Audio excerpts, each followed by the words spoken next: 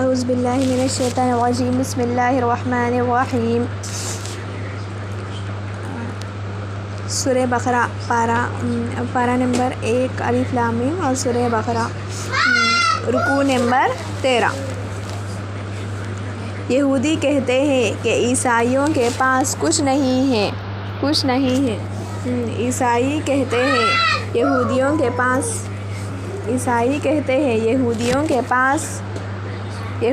کے پاس کچھ نہیں ہے، حالانکہ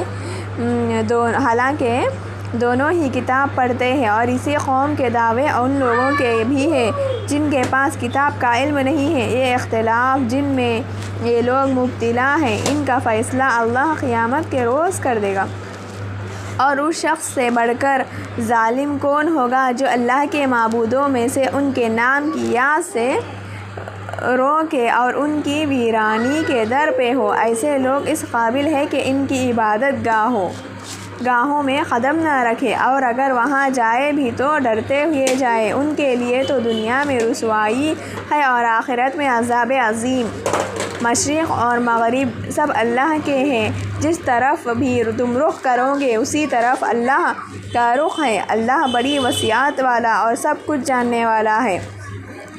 ان کا قول ہے کہ اللہ نے کسی کو بیٹا بنایا، اللہ پاک ہے ان باتوں سے۔ اصل حقیقت یہ ہے کہ زمین اور آسمانوں کے تمام موجودات اس کی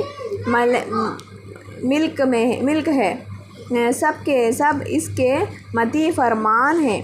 وہ آسمانوں اور زمین کا موجود ہے، اور جس بات کا وہ فیصلہ کرتا ہے اس کے لیے بس یہ حکم دیتا ہے کہ ہو جا، وہ ہو جاتی ہے۔ نادان کہتے ہیں اللہ خود ہم سے بات کیوں نہیں کرتا، یا کوئی نشانی ہمارے پاس کیوں نہیں آتی۔ ایسی ہی باتیں ان سے پہلے لوگ بھی کیا کرتے تھے۔ ان سب اگلے پچھلے گمراہوں کی ذہنتیں ایک جیسی ہیں۔ یقین لانے والوں کے لیے تو ہم نشانیاں صاف نمایاں کر چکے ہیں۔ اس سے بڑھ کر نشانی کیا ہوگی؟ ہم نے تم کو علم حق کے ساتھ خوشخبری دینے والا اور ڈرانے والا بنا کر بھیجا۔ اب جو لوگ جہنم سے رشتہ جوڑ چکے ہیں، ان کی طرف سے تم ذمہ دار جواب دہ نہیں ہو۔ یہودی اور عیسائی تم سے ہرگز راضی نہ ہوں گے جب تک کہ ان کی طریقے پر نہ چلو گے۔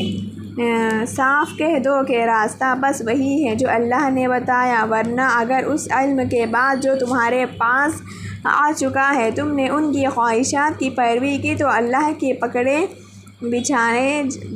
بچانے والا کوئی دوست اور مددگار تمہارے لیے نہیں ہے۔ جن لوگوں نے ہم نے کتاب دی ہے وہ اس طرح پڑھتے ہیں جیسا کہ پڑھنے کا حق ہے۔ وہ اس قرآن پر سچے دل سے ایمان لے آتے ہیں، اور جو اس کے ساتھ کفر کا رویہ اختیار کرے وہی اصل میں نقصان اٹھانے والے ہیں۔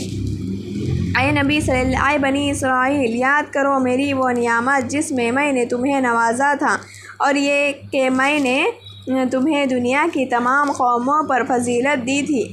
اور ڈرو اس دن سے جب کوئی کسی کے ذرہ کام نہ آئے گا، نہ کسی سے فدیہ قبول کیا جائے گا، نہ کوئی سفارش ہی آدمی کو فائدہ دے گی، اور نہ مجرموں کو کہیں سے کوئی مدد پہنچ سکے گی۔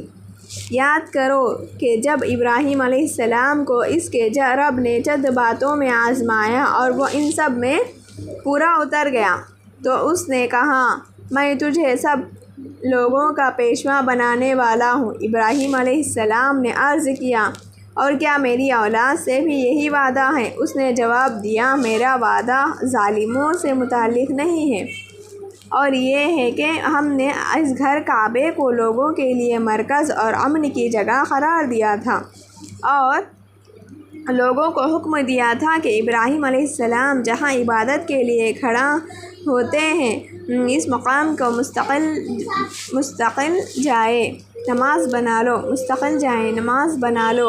اور ابراہیم علیہ السلام اور اسماعیل علیہ السلام کو تاکید کی تھی کہ میرے اس گھر کو طواف اور اعتکاف، رکوع اور سجدے کرنے والے کے لیے پاک رکھو۔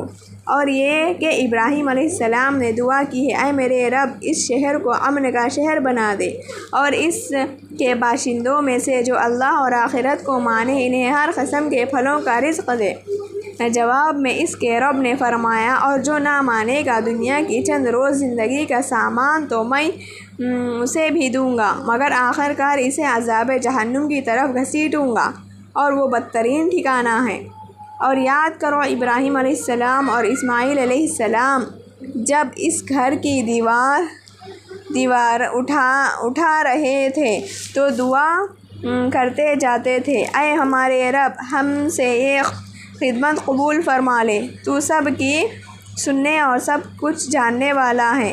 اے رب، ہم دونوں کو اپنا مسلم مطیع فرمان بنا، ہماری نسل سے ایک ایسی قوم اٹھا جو تیری مسلم ہو، ہمیں اپنی عبادت کے طریقے بتا اور ہماری کوتاہیوں سے درگزر فرما، تو بڑا معاف کرنے والا اور رحم فرمانے والا ہے۔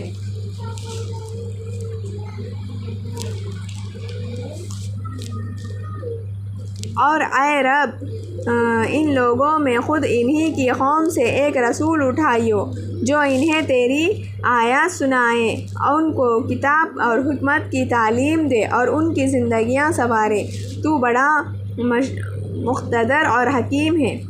رکوع نمبر 15۔ اب کون ہے جو ابراہیم علیہ السلام کے طریقے سے نفرت کرے، جس نے خود اپنے آپ کو حماقت و جہالت میں مبتلا کر لیا ہو؟ اس کے سوا کون ہے یہ حرکت کر سکتا ہے؟ ابراہیم علیہ السلام تو وہ شخص ہے جس کو ہم نے دنیا میں اپنے کام کے لیے چن لیا تھا اور آخرت میں اس کا شمار صالحین میں ہوگا۔ اس کا حال یہ تھا کہ جب اس کے رب نے اس سے کہا مسلم ہو جا تو اس نے فوراً کہا میں مالک کائنات کا مسلم ہو گیا۔ اس طریقے پر چلنے کی ہدایت اس نے اپنی اولاد کو کی تھی اور اس کی وصیت یعقوب علیہ السلام اپنی اولاد کو کر گیا تھا۔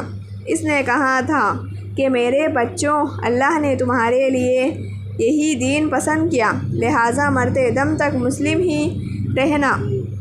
پھر کیا تم اس وقت موجود تھے جب یعقوب علیہ السلام اس دنیا سے رخصت ہو رہا تھا؟ اس نے مرتے وقت اپنے بیٹوں سے پوچھا، بچوں، میرے بعد تم کس کی بندگی کرو گے؟ تو ان سب نے جواب دیا، ہم اسی ایک خدا کی بندگی کریں گے جسے آپ نے اور آپ کے بزرگوں ابراہیم علیہ السلام اور اسماعیل علیہ السلام اور اسحاق علیہ السلام نے خدا مانا ہے، اور ہم اس کے مسلم ہیں۔ جو کچھ لوگ تھے جو گزر گئے اور جو کچھ انہوں نے کمایا اور انہی کے لیے ہے، جو کچھ تم کماؤ گے اور وہ تمہارے لیے ہے، تم سے نہ پوچھا جائے گا کہ وہ کیا کرتے تھے۔ یہودی کہتے ہیں یہودی ہو تو راہ راست پاؤ گے، عیسائی کہتے ہیں عیسائی ہو تو ہدایت ملے گی۔ ان سے کہو نہیں، بلکہ سب کو چھوڑ کر ابراہیم علیہ السلام کا طریقہ، اور ابراہیم علیہ السلام مشرکوں میں سے نہ تھا۔ مسلمانوں کہو کہ ہم ایمان لائے اللہ پر اور اس کے ہدایت اور جو ہماری طرف نازل ہوئی ہے، جو ابراہیم علیہ السلام، اسماعیل علیہ السلام، اسحاق علیہ السلام اور یعقوب علیہ السلام اور اولاد یعقوب علیہ السلام کی طرف نازل ہوئی تھی، اور جو موسیٰ علیہ السلام اور عیسیٰ علیہ السلام اور دوسرے تمام پیغمبروں کو اور ان کے رب کی طرف سے دی گئی تھی۔ ہم ان کے درمیانی کوئی تفریق نہیں کرتے، اور ہم اللہ کے مسلم ہیں۔ پھر اگر وہ اسی طرح ایمان لائے جس طرح تم ایمان لائے تو ہدایت پر ہے، اور اگر اس سے منہ پھیرے تو کھلی بات ہے کہ وہ ہر دھرمی میں پڑ گئے۔ لہٰذا اطمینان رکھو، ان کے مقابلے میں اللہ تمہاری حمایت کے لیے کافی ہے، وہ سب کچھ سنتا اور جانتا ہے۔ کہو اللہ کا رنگ اختیار کرو، اس کے رنگ سے اچھا اور کس کا رنگ ہے، اور ہم اسی کی بندگی کرنے والے لوگ ہیں۔ اے نبی صلی اللہ علیہ وسلم، ان سے کہو کیا تم اللہ کے بارے میں ہم سے جھگڑتے ہو، حالانکہ وہی ہمارا رب بھی ہے، اور تمہارا رب بھی، ہمارے اعمال ہمارے لیے ہے اور تمہارے اعمال تمہارے لیے، اور ہم اللہ ہی کے لیے اپنی بندگی کو خالص کر چکے ہیں۔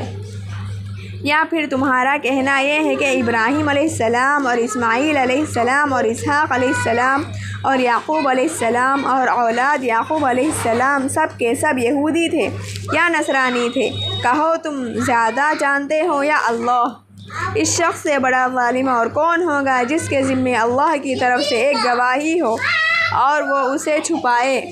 تمہاری حرکات سے اللہ غافل تو نہیں ہے، اور جو کچھ لوگ تھے جو گزر چکے تھے ان کی کمائی ان کے لیے تھی اور تمہاری کمائی تمہارے لیے۔ تم سے ان کے اعمال کے متعلق سوال نہیں ہوگا۔